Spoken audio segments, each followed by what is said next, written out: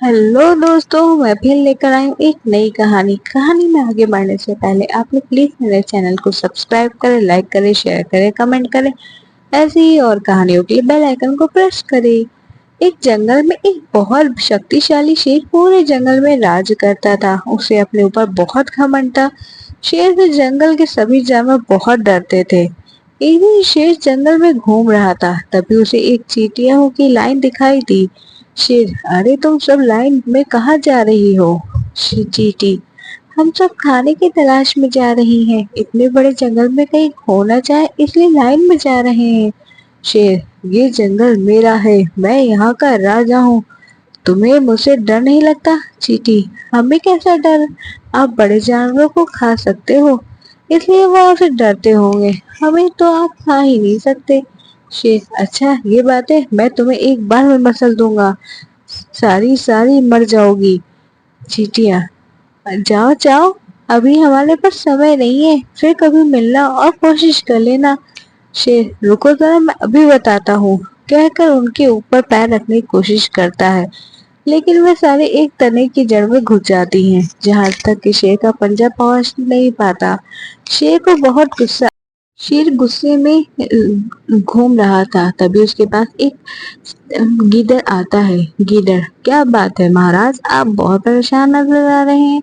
शेर गीदड़ को सारी बात बताता है। गीदड़, बस महाराज इतनी सी बात, इन चींटियों को सबक सिखाने का उपाय मैं आपको बता दूंगा, लेकिन ये चींटियों वाली बात आप किसी को मत बताना, नहीं तो आप जंगल के बाकी जानवर आपसे डरना बंद कर देंगे। इससे आपका नुकसान तो होगा ही, साथ में मेरा भी नुकसान हो जाएगा। आपका बचा हुआ भोजन मुझे मिल जाता था। शेर, वो सब छोड़, पहले ये बता करना क्या है। गीदड़, पास ही में एक पेड़ पर मधुमक्खी का छत्ता है, वहां से थोड़ा सा शहद ले आते हैं और शहद को एक पत्ते पर रख कर मैदान में रख देंगे। जब मैदान में चींटियां उसे खाने आएंगी तो आप उन पर पैर रख देना और उन्हें मसल देना। शेर, लेकिन इतनी ऊपर से शहद कैसे उतरेगा? गीदड़, महाराज मैं शहद की मक्खी से शहद मांग लूंगा। शेर, ठीक है, कल सुबह शहद लेकर मैदान में पहुंच जाना। गीदड़ शहद की मक्खी के पास जाता है। गीदड़, शहद की मक्खी, थोड़ा सा शहद दे दो, हमारे महाराज शेर की तबीयत ठीक नहीं है, वह शहद खाएंगे, अगर तुमने शहद नहीं दिया तो महाराज तुम्हारा छत्ता तोड़ देंगे। शहद की मक्खी डर जाती है और शहद दे देती है। अगले दिन शहद गीदड़ लेकर मैदान में शेर के इंतजार करने लगता है। इधर शहद की मक्खी बात की सारे जानवरों को महाराज की बीमार होने की ये सारी बात बताती है। यह खबर चींटी तक भी पहुंच जाती है।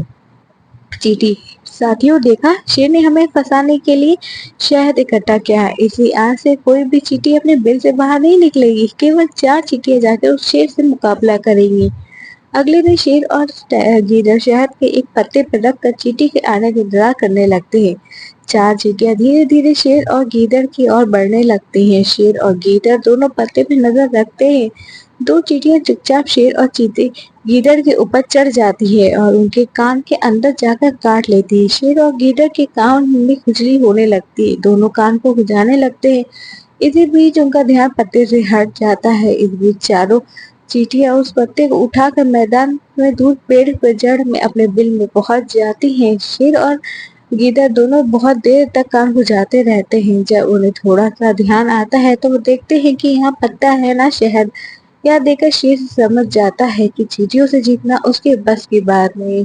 शेर चींटियों के बिल के पास पहुंच जाता है। बहन मुझे माफ कर दो, तुम छोटी होकर भी मुझसे जीत गई, अब मैं कभी घमंड नहीं करूंगा। Thanks for watching.